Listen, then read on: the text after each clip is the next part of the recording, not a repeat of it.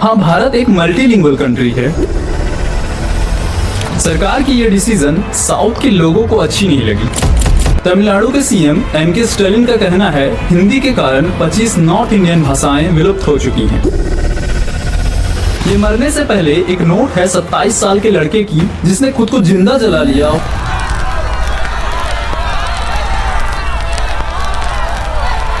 उन्होंने बोला कि आप लोग जब यहाँ रहते हैं तो ऐसी कन्नड़ा क्यों नहीं जाते, उनको एक तरह से असर्ट कर रहे थे कि आप लोग को सीखना चाहिए जब आप यहाँ रह रहे हैं। हिंदी को लेकर विवाद साउथ के राज्यों में ये सिर्फ अभी की बात नहीं, इसकी जड़ें प्री इंडिपेंडेंट एरा में देखने को मिलती, जहां ब्रिटिश गवर्नमेंट ने 1930s के समय में मद्रास प्रेसिडेंसी में Hindi as a compulsory language स्कूलों में इंट्रोड्यूस किया।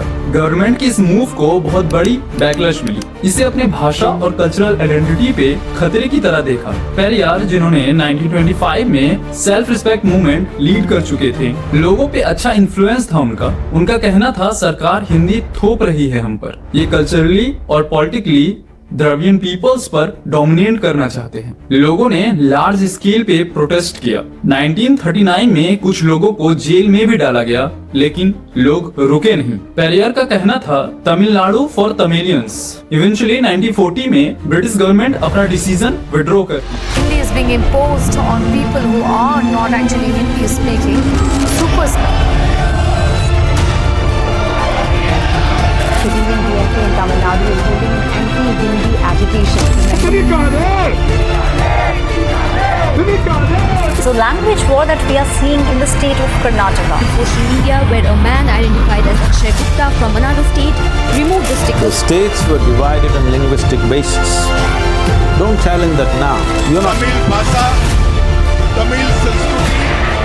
Because we are worried about your agenda. One religion, one farm laws, one language. कहता है कि अगर तुम्हें शहर में रह के कन्नड़ा नहीं आती तो मैं तुम्हें सस्पेक्ट कर सकता हूँ।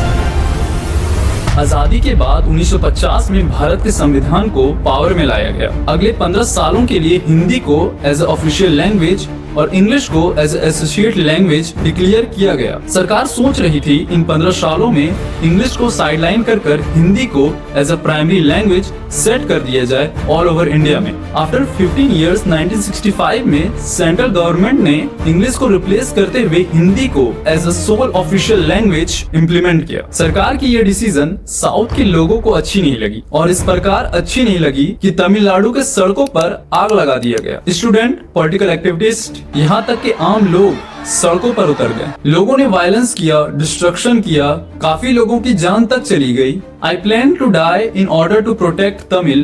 One day my goal will meet. ये मरने से पहले एक नोट है 27 साल के लड़के की जिसने खुद को जिंदा जला लिया while protesting against Hindi imposition. किसी व्यक्ति के अंदर अपने भाषा को लेकर इतना प्रेम, या फिर ये कहें कोई और भाषा आ जाने से खुद की भाषा विलुप्त हो जाने का डर। तमिलनाडु के सीएम एम.के. स्टालिन का कहना है हिंदी के कारण 25 नॉर्थ इंडियन भाषाएं विलुप्त हो चुकी हैं। हिंदी को लेकर इतना आक्रोश नॉन हिंदी स्पीकिंग स्टेट में ये सरकार को मजबूर करती है अमेंडमेंट लाने पर। ऑफिशियल लैंग्वेज एक्ट इन 1967 ये अमेंडमेंट इंश्योर करता है कि हिंदी के साथ साथ इंग्लिश को भी एज एसोसिएट लैंग्वेज उपयोग किया जाएगा, और सभी गवर्नेंस और एडमिनिस्ट्रेशन के कामों में इंग्लिश भी एक माध्यम रहेगी। खैर, अभी भारत में 43% आबादी ऐसी है जो हिंदी बोलती है, और सरकार चाहती है कोई एक भाषा तो हो जिसे पूरे देश को एक गांठ में बांधा जा सके। जैसे रशिया में 81% लोग रशियन बोलते हैं और जापान में 99% लोग जापानीज बोलते हैं। पर ये कोई रशिया या जापान तो है नहीं, ये भारत है। यहाँ कहते हैं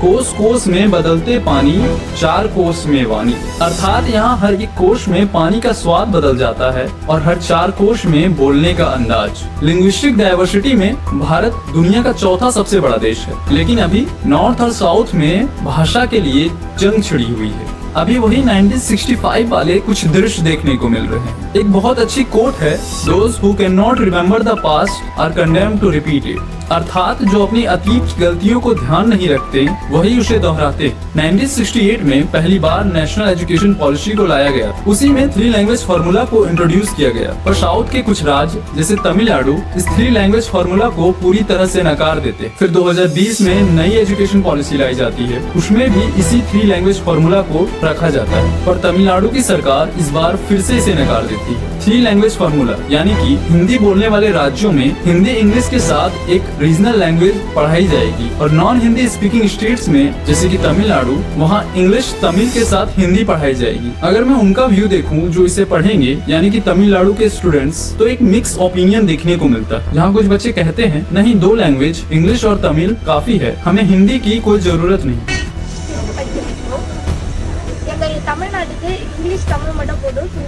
वहीं दूसरी तरफ कुछ बच्चे ये भी कहते हैं कि अगर हम हिंदी सीखते हैं तो उत्तर भारत की अपॉर्चुनिटी हमारे लिए भी होगी। Tamil Nadu government opposing Hindi is actually of no use because Hindi is being used throughout all the 28 states. So if we oppose it, we are seem like one separate place which we don't go to anywhere in the center. We've been isolating ourselves and we're not communicating with other places. So it'll be better if everyone accepts Hindi as a language.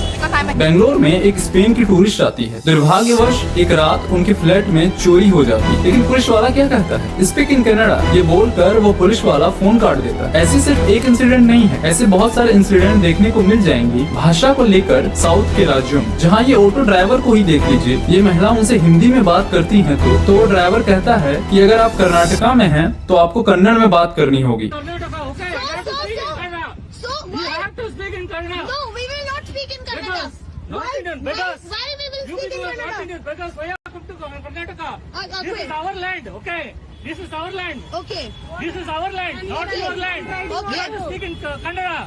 मैंने भी कुछ लोगों से बात किया जो south के राज्यों में रहते हैं अपने काम और पढ़ाई के सिलसिले में। आइए देखते हैं उनका क्या कहना है। हाँ, तो बेंगलोर में कितने दिनों से रह रहे हैं आप? मैं अभी बेंगलोर में लगभग मेरे को 3 साल हो चुका है। अच्छा, और क्या करते हैं आप बेंगलोर में? मैं अभी इंटर्नशिप कर रहा हूँ माइक्रोसॉफ्ट में इंटर्नशिप कर रहे हैं। अच्छा, हाँ। तो आप जैसे नॉर्थ साइड ऑफ इंडिया से हैं तो आपको ज्यादातर हिंदी आती होगी, हिंदी और इंग्लिश आती होगी, तो आप वहाँ पे रेगुलर जैसे बातचीत करते हैं कन्नड़ लोगों से, बेंगलोर के लोगों से जो वहाँ के लोकल्स हैं, तो कभी ऐसा आपके हिंदी को लेकर भेदभाव हुआ है आपके साथ कि आप कोई सब्जी वाले या ऑटो ड्राइवर से आप हिंदी में बात करने की कोशिश कर रहे हो और उन्होंने कहा हो कि नहीं आप कर्नाटका में है तो आप कन्नड़ में बात कीजिए, हिंदी में नहीं कर सकते, ऐसा कभी हुआ है? देखिए ऐसा है वहाँ पे कि आपको रेगुलरली ये चीज फेस नहीं करना पड़ता, बट कभी आपको फेस करना पड़ सकता है, क्योंकि वहाँ पे ऐसा है कि नॉर्थ इंडियन को थोड़े अलग नजरिए से वो लोग देखते हैं। अच्छा। ऐसा है कि वहाँ पे आप वहाँ पे अगर रह रहे हो तो आपको कन्नड़ा बोलना आना चाहिए, नहीं तो आपको सीखना चाहिए। ऐसा है वहाँ के लोगों का थिंकिंग ये है कि आपको एटलीस्ट कन्नड़ा बोलना सीखना चाहिए। ऐसा नहीं है कि आपको नहीं आता तो बहुत ही गंदे तरह से वो ट्रीट कर रहे हैं, बट कभी कभी आपको फेस करना पड़ सकता है, बट रेगुलर बेसिस पे नहीं। अच्छा, कभी कभार हो सकता है कि हाँ कुछ लोग होते हैं एक्सट्रीम होते हैं अपने लैंग्वेज को लेके, तो हो सकता है। हाँ, वो कभी कभी वो लोगों पे डिपेंड करता है कैसे लोग हैं, बट जनरली ऐसा नहीं है वहाँ पे कि हिंदी वाले को थोड़ा अलग ट्रीट कर रहे हैं या फिर ऐसा कुछ, बट कभी कभी डिपेंड करता है आप लोग कैसे हैं, आपके सराउंडिंग में कैसे वहाँ पे वो लोग ट्रीट कर रहे हैं। हाँ, तो आप बेंगलोर में रहते हैं क्या? नहीं, हम बेंगलोर में नहीं रहते हैं, हम कुछ दिनों के लिए गए थे रिलेटिव्स के पास। अच्छा, तो जैसे आप तो नॉर्थ इंडिया से हैं तो आपको ज्यादातर हिंदी आती होगी, इंग्लिश भी आती है क्या? हिंदी आती है, हमारा मदर टंग है, इंग्लिश उतना फ्लुएंटली नहीं आ पाती है, मतलब अच्छा, मतलब हल्का फुल्का आता है। तो आपने वहाँ के लोग होंगे, बेंगलुरु के लोग, वहाँ के जो लोकल लोग होंगे, तो उनसे तो हिंदी में ही बात करने की कोशिश की होगी, तो ऐसा कभी हुआ है क्या कि हिंदी को लेकर वो आपसे भेदभाव कर रहे हैं कि आप हिंदी में क्यों बात कर रहे हैं, कन्नड़ में क्यों नहीं कर रहे हैं, आप कर्नाटका में हैं तो आप कन्नड़ में बात कीजिए, ऐसा हुआ है आपके साथ?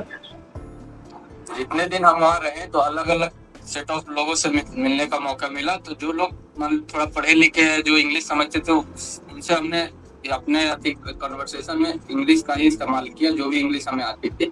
लेकिन उनको जो इंग्लिश उतना नहीं आते, जैसे वेजिटेबल्स हो गए, चाहे और भी स्टोर, ग्रोसरी, ये सब वाले, तो आमतौर पर उन लोगों को भी एक आदतन डेवलप हो जाता है, वो भी समझने लगता है, क्योंकि उनको कस्टमर हिंदी ज्यादा जानता है, तो वो इंग्लिश जानते नहीं है, तो वो आमतौर पर उससे समझ जाते हैं। और बहुत केसों में हमको बहुत सुविधा, मतलब उस तरह का कोई डिफिकल्टीज नहीं मिला। लेकिन एक क्या हमें याद है, जब हम एक सब्जी दुकान पे लेने गए, तो क्योंकि वो इंग्लिश है तो हम लोग हिंदी बोल रहे थे, तो मतलब उन्होंने एक अंदर अति से होता है ना आदमी को लगता है, तो उन्होंने बोला कि आप लोग जब यहाँ रहते हैं तो ऐसे कन्नड़ सीख क्यों नहीं जाते हैं। अच्छा। तो एक तरह से ऐसा कर रहे थे कि आपको लोग को सीखना चाहिए जब आप यहाँ रह रहे हैं। इस पूरे आर्ग्यूमेंट में दो व्यूज हैं, फॉर और अगेंस्ट। पहले अगेंस्ट द हिंदी इम्पोजिशन बात करते हैं। हाँ, भारत एक मल्टीलिंगुअल कंट्री है। अगर वहाँ एक भाषा डोमिनेट करती है तो सभी क्षेत्रीय भाषा फेड आउट हो जाएंगे। नॉन हिंदी स्पीकिंग स्टेट्स का कहना है कि हिंदी बोलने वाले लोगों के पास एक अनफेयर एडवांटेज है सरकारी एग्जाम और नौकरी को लेकर। अगर हिंदी के लिए बात करते हैं तो एक common language can help in national integration, तो हिंदी हो सकती है क्योंकि उसे वाइडली बोला और समझा जाता है। खैर, आप इस विषय में क्या सोचते हैं और मेरे किसी बात से इत्तेफाक नहीं रखते हैं तो कमेंट बॉक्स खुला है, आप खुलकर अपना ओपिनियन दीजिए। धन्यवाद।